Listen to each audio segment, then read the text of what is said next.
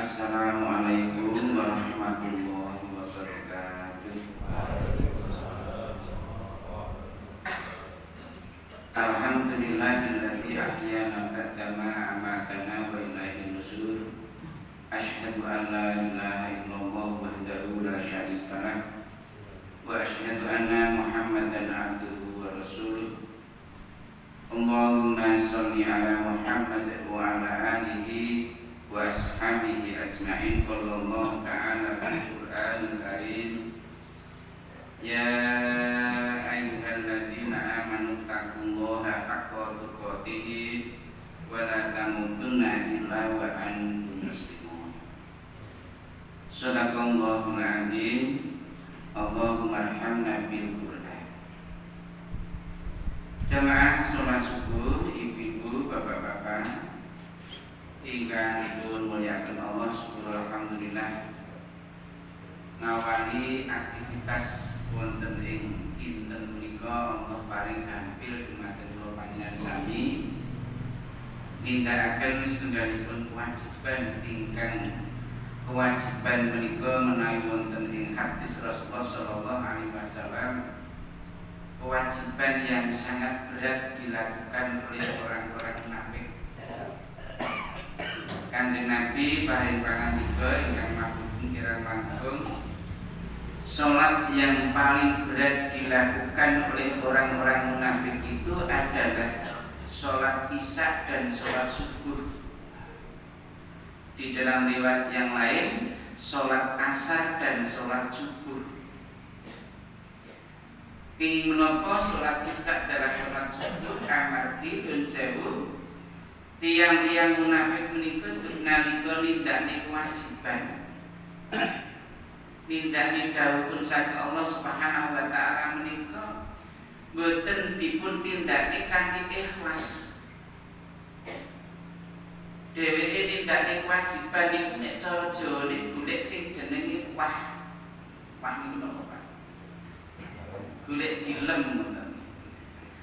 Karena di waktu subuh dan Isya di zaman semanten tasih gelap, boten napa menika wonten lampu kados mekaten, dan salat Isya subuh itu nuwun sewu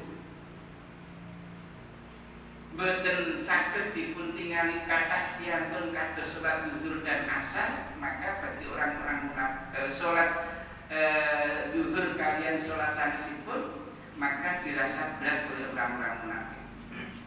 Alhamdulillah para ibu, para bapak, kita dipun paring kampil nindakaken kewajiban ingkang arepi salat berjamaah salat subuh kanthi pangajab. Mugi-mugi menapa ingkang kita tindakaken ing injang menika khususipun tansah dipun tampi dening Allah dados amal kesaenan kita. Amin.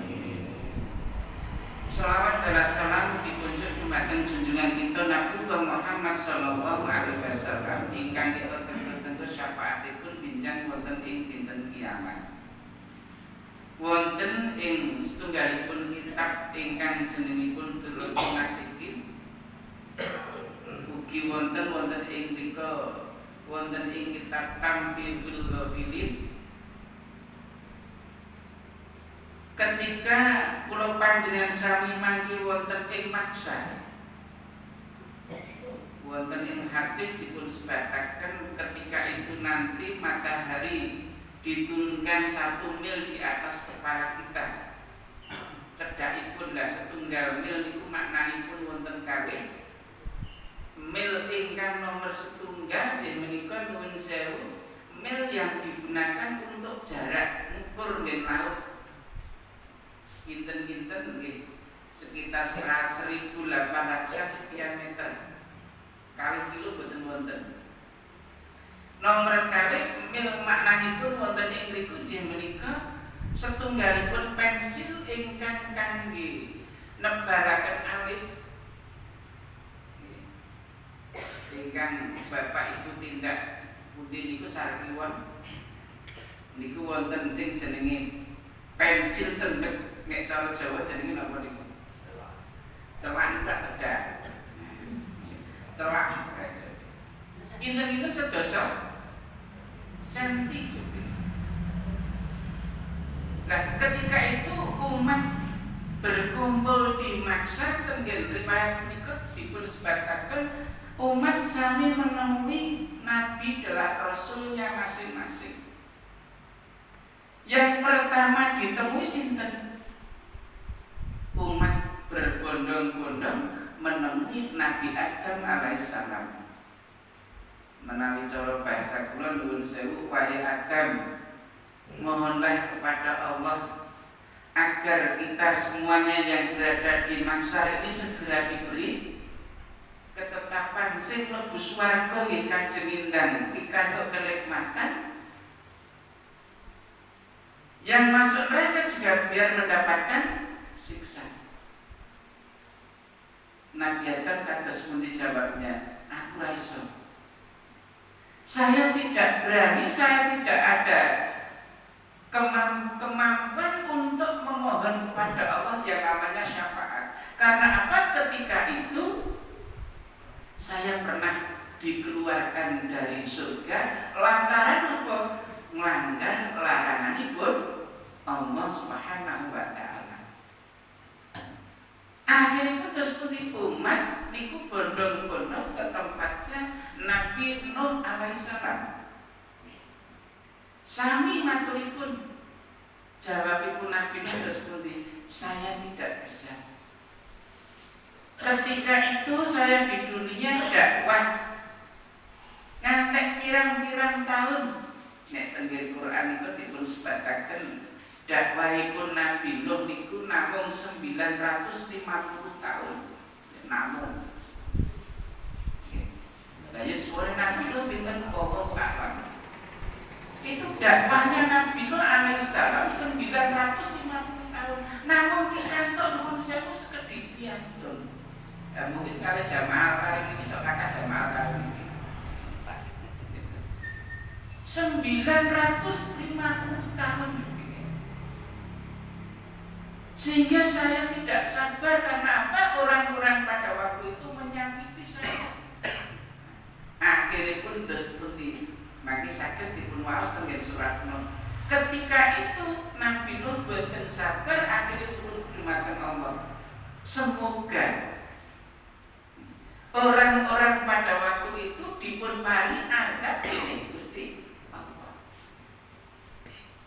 Akhirnya Allah turunkan yang namanya adab. Wujudipun apa? Banjir.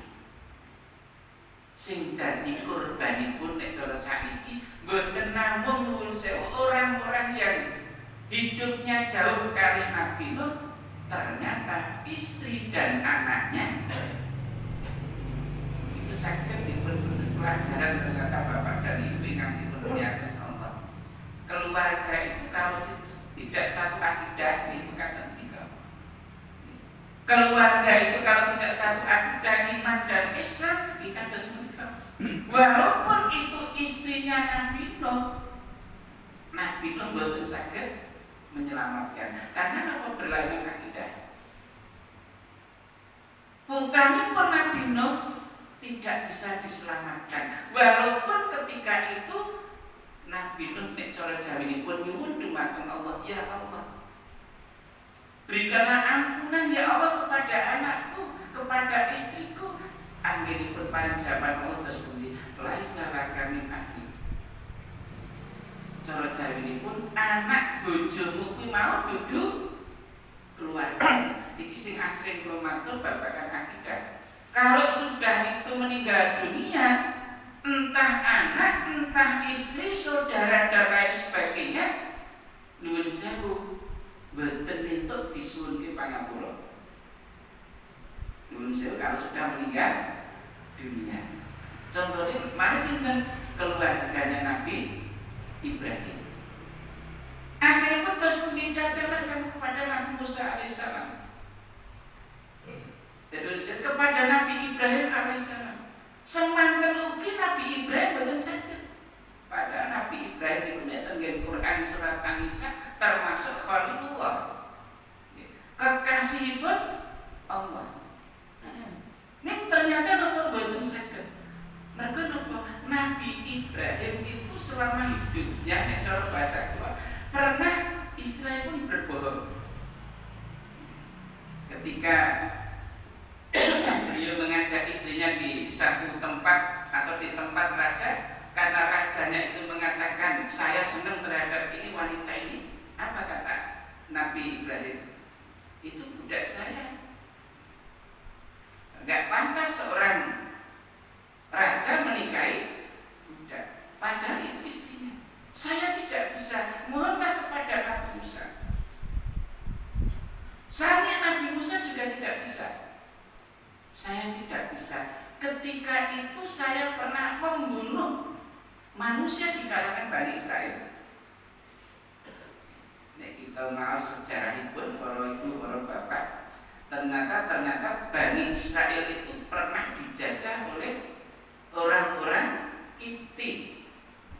Kados bapak-bapak sing nate ngalami awake dhewe niku ngendikane kala melu kok ngendikane karena saya tidak menjadi pelaku sejarah. Pernah dijajah Jepang, pernah dijajah London, pernah dijajah Portugis.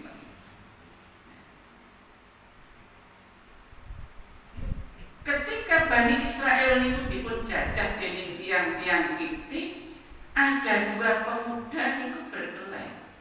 Siji dari golongan Bani Israel, yang kedua yaitu dari golongan penjajah itu. Lah Nabi Musa merasa ini sedulurku kok patut tak ewangi.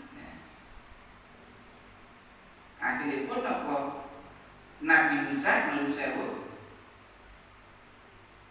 membela saudaranya yang dari Bani Israel itu, terjadi perkelahian, dipukullah itu penjajah itu sampai mati. Setelah mati Nabi Musa alaihissalam dikejar-kejar oleh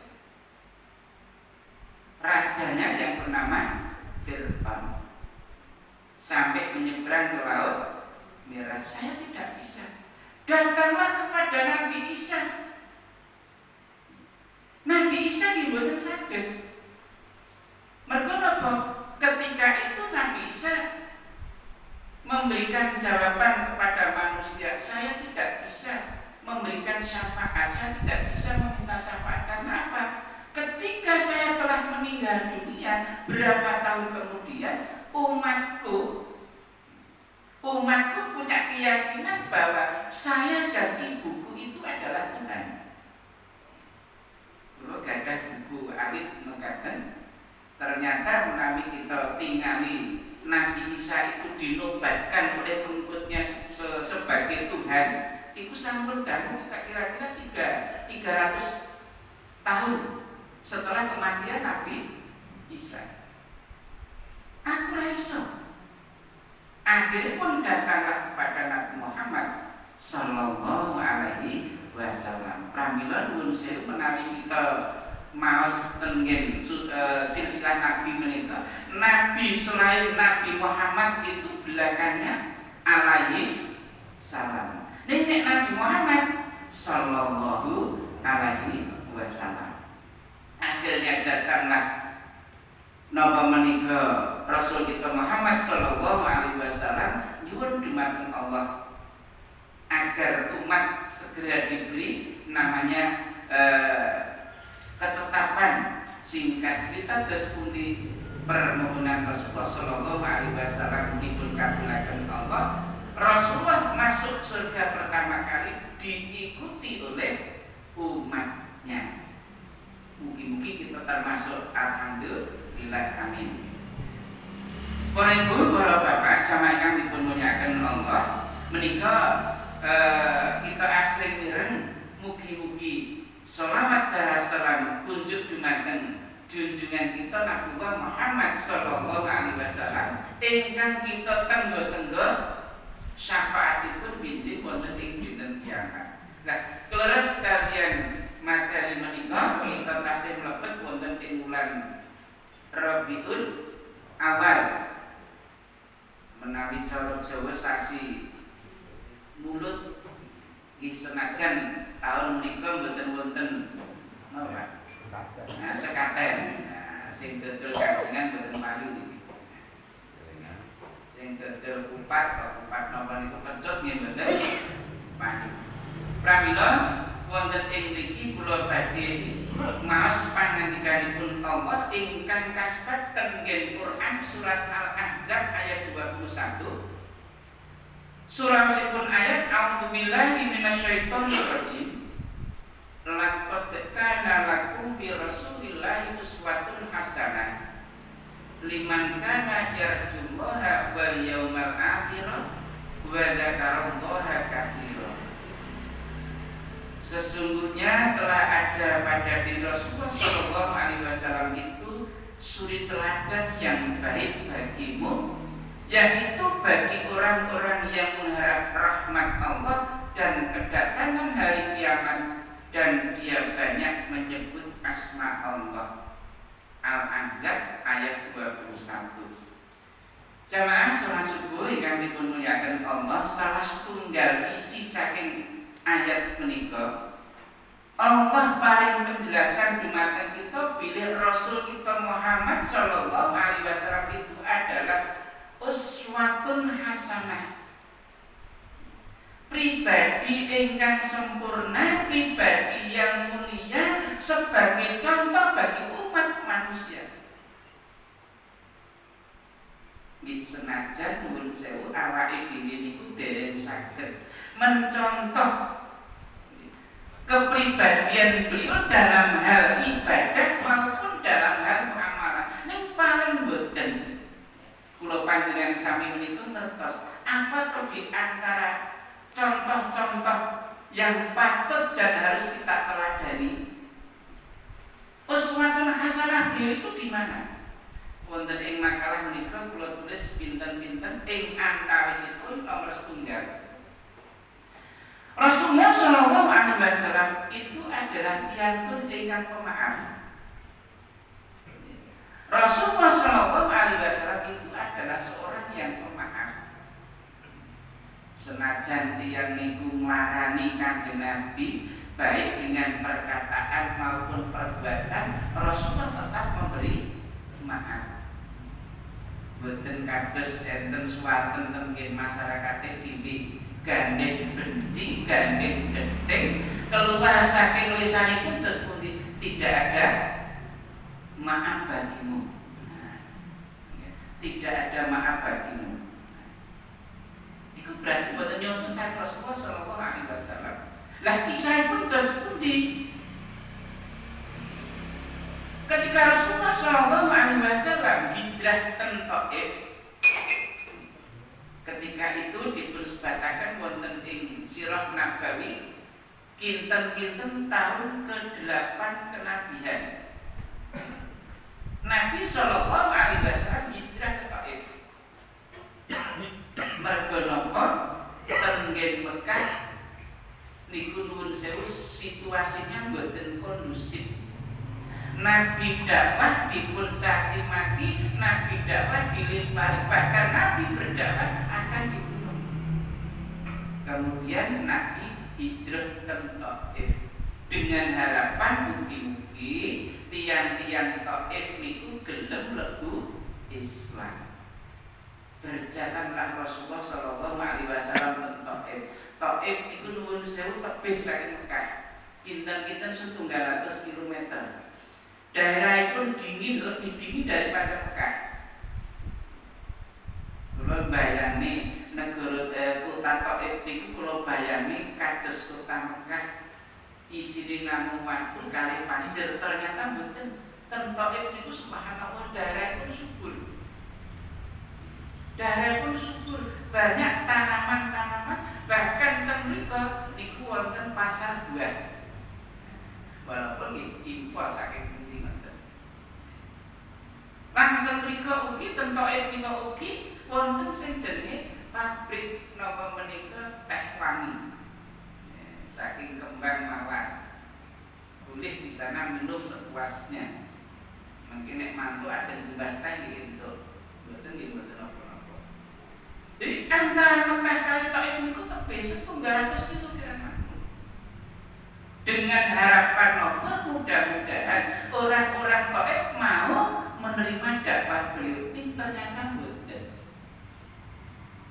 Ketika Nabi Shallallahu Alaihi Wasallam sampai ke Mekah, ke Taif, tidak disambut dengan senang hati, melainkan terus pundi orang-orang Taif menyambut Nabi dengan cacian, dengan lemparan batu, dicaci maki, dilempar batu. Wonten ing setunggalipun riwayat terlibat dipun sebataken salah satu nuwun sewu gigipun Rasulullah Shallallahu Alaihi Wasallam, wajanipun Rasulullah Shallallahu Alaihi Wasallam itu ada yang patah. Itu saking kejamnya orang-orang Taif pada waktu itu. Ini mboten karsane benten jauh orang-orangnya grafya. Kados yang Madinah, kados mboten kados yang Mekah, kados yang Madinah. Nah, ketika Nabi Shallallahu Alaihi Wasallam dipenlempari batu menika kala wau, akhiripun terus pundi nek cara basa kula Nabi pun belum sampai di rumah, belum sampai di Mekah, Nabi istirahat wonten setunggalipun panggenan sing sak menika dipun paringi prasasti nek cara basa mriki mushola alit ten pinggir mergi persis. Ning mushola menika mboten kangge salat sak alit, namung alit sangat kangge tanda bahwa ketika itu Nabi Shallallahu Alaihi Wasallam akan kembali ke Mekah itu istirahat niku sekedap. Mangke lajeng niku sekedhik mboten enten mushola ali. Nek jauh.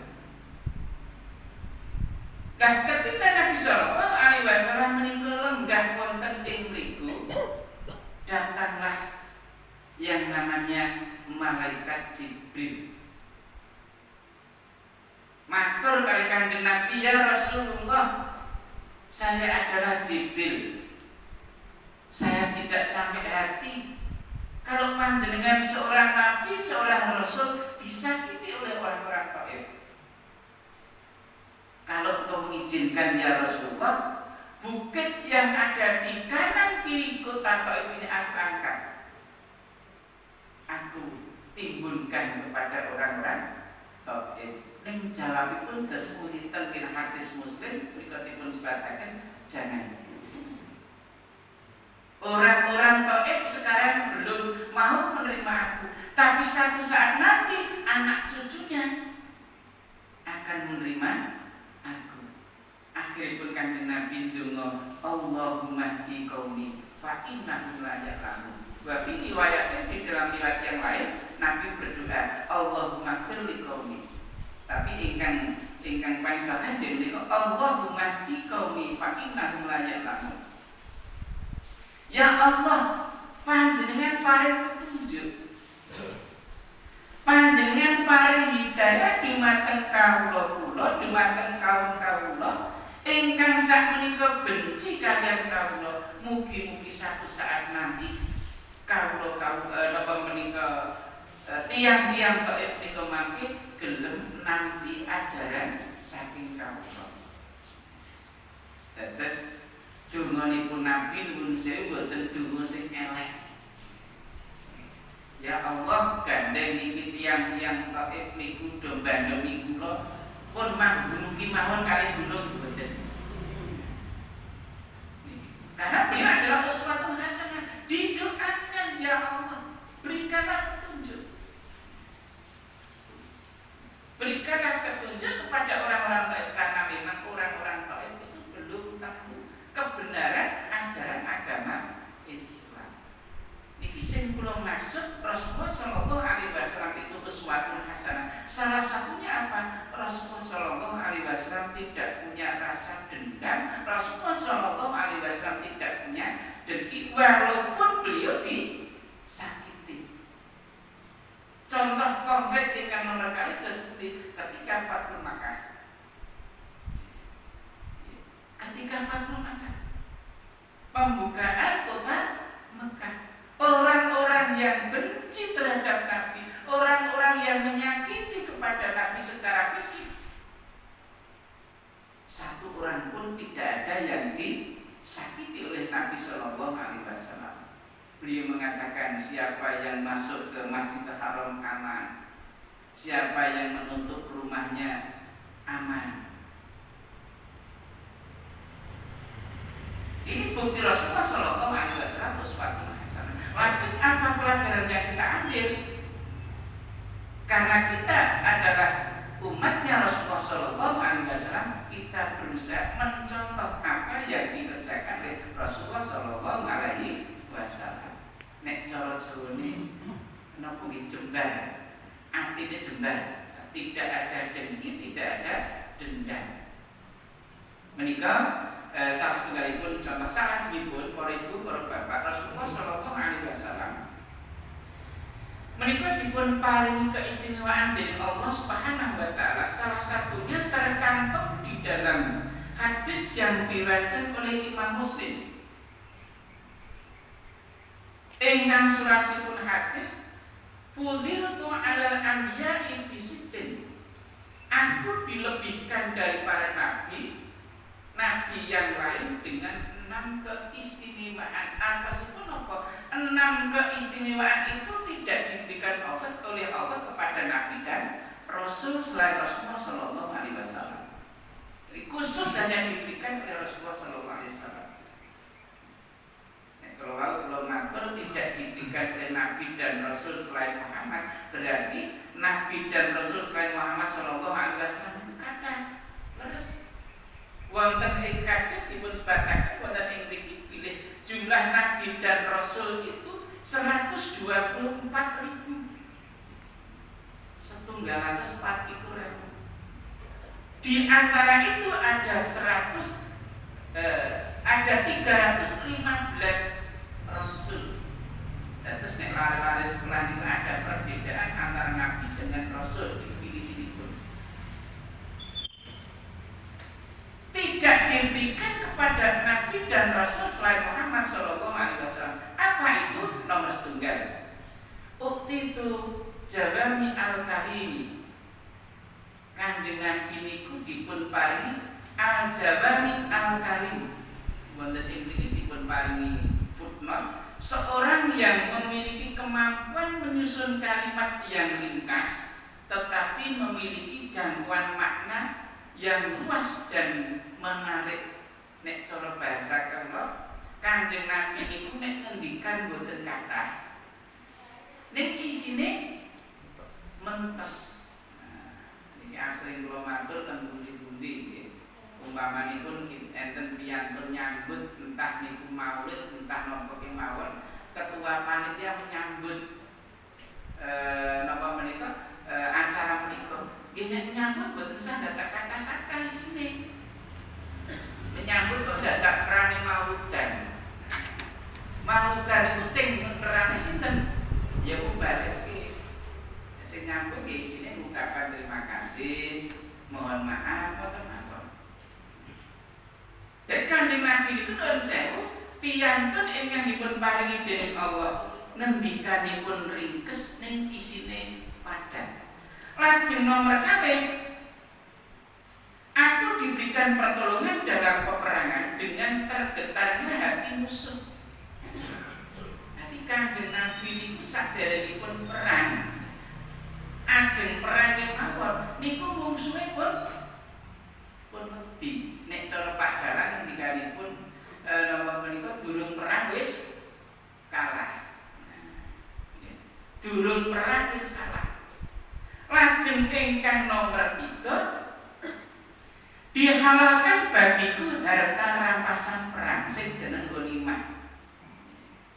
Ghanimah niku menawi peperangan A kalih B niku peperangan zaman semanten membawa bekal ingkang kathah. Lah ketika peperangan niku siji kalah, hartanya ditinggalkan niku jenenge harta rampasan perang utawi ghanimah. Itu dihalalkan oleh Allah kepada Nabi. Pramila menawi kita maos wonten surat Al-Anfal, di sana ada yang namanya peperangan, di sana ada yang namanya ghanimah. Lajeng enten piyantun sing ngendika Muhammad sallallahu alaihi wasallam piyantun sing miskin. Kalau pribadi boten cocok. Nabi itu piyantun sing sugih. Karena apa? Beliau itu juga mendapatkan ghanimah, harta rampasan perang. Cuma nopo kekayaanipun Kanjeng Nabi niku boten kangge Kanjeng Nabi piyambak. Niku lho Bapak menawi panjenengan nate pikantuk nika WA ingkang surasipun detik-detik terakhir Rasulullah sallallahu alaihi wasallam. Ketika Nabi menika sampun menjelang ajalnya, Kanjeng Nabi berpidato. Isinya pidato nopo salah satunya adalah siapapun yang masih punya hakul adami nopo niku utang piutang, nopo menika menyakiti hatinya, nopo menika menyakiti fisiknya, saat ini juga tolong dilunasi. Sing dek ben aku cek diutang, ayo ditagih. Sing dek ben tak larani atine, ayo aku njaluk ngapura. Sing dek ben aku nate gebuk nek cara basa Jawine. Aku gebuken. Sedaya sahabat mendel kecuali setunggalipun yang asmane sinten? Ukasah. Ukasah matur ya Rasulullah, ya Muhammad. Saya dulu pernah panjenengan nopo menika istilahipun gebuk janjane boten sengaja Bapak-bapak. Kanjeng Nabi niku nate ajeng nite unta, ajeng nyeblek untane kajenge mlaku. Lah kok kena sing jenenge Ukasah. Akhiripun terus putih Ukasah niku protes. Jangan semanten kula pengin napa menika cambuk panjenengan ya Rasulullah. Sekarang juga saya akan menuntut balas rajub ini. Padahal Kanjeng Nabi boten sengaja niku. Saya akan menuntut balas. Dan otomatis kan sahabat-sahabat itu Nabi boten trimo. Langkung-langkung nggih menika menantunya Nabi. Menantunya Nabi niku sinten? Enten Utsman, enten Ali. Mora sepuhe Nabi, enten Abu Bakar, enten Umar. Enggak. Jangan. Aku saja yang sebagai gantinya. Ini jawab Ukasah pripun? Tidak, wong dulu yang mencambuk saya adalah Nabi, ya sekarang saya akan untuk balas. Niku nek cara agama jenenge napa? Qisas. Akhirnya terus kemudian ya sudah datanglah ke sini. Setelah mendekat terus kemudian ya Rasulullah, kula nalika kula mben panjenengan cambuk, panjenengan gebuk niku boten ngangge klambi. Tidak memakai baju. Oleh sebab itu ya Rasulullah juga harus melepas. Nabi subhanallah, kenapa pun diwatakan Nabi nuwun sewu padaranipun alit diganjel karo sing jenenge watu. Ternyata apa? Kanjeng Nabi nuwun sewu ketika itu tidak ada yang dimakan. Dapuripun kendilipun istilah wong Jawa mboten enten sing ajeng dimasak. Padahal panjenenganipun Rasul pikantuk ghanimah. Lah kemana hartanya? Itu ternyata adalah untuk umat Islam, untuk berjuang di jalan sampai perutnya mau diganjel batu. Padahal Kanjeng Nabi kekayaanipun luar biasa. Lah sedikit langsung tenggene Ukasah. Ketika sudah melihat napa menika pandharan napa menika badanipun Rasulullah sallallahu alaihi wasallam ingkang kados mekaten, lajeng Ukasah menika menciumi badanipun Rasulullah sallallahu alaihi wasallam. Saya tidak akan menyakiti Nabi, saya cinta Nabi. Subhanallah, ketika itu Nabi paring pangandika, kalau kamu kepengin melihat ahli surga, lihatlah orang yang bernama Ukasah. Lihatlah orang yang bernama Ukasah cinta terhadap Rasulullah sallallahu alaihi wasallam. Wangsul wonten ing materi menika kula lajeng ingkang angka sekawan dados dihalalkan bagiku harta ghanimah, harta rampasan perang. Lajeng sing nomor sekawan dijadikan bumi bagiku untuk bersujud dan bersuci. Maksudipun nek kita menika ten pundi kemawon, jauh dari masjid, jauh dari mushola, ten tengah padang pasir, kita cukup sholat ten mriku. Karena di situ adalah tempat yang suci. Utawi lare-lare remaja menika sering nama menika naik gunung, Mboten enten musala, mboten enten apa, salat di atas gunung putih gak apa-apa. Lah, tasih wonten bumi untuk bersuci maksudipun terus pundi ketika kula panjenengan sami menika wudu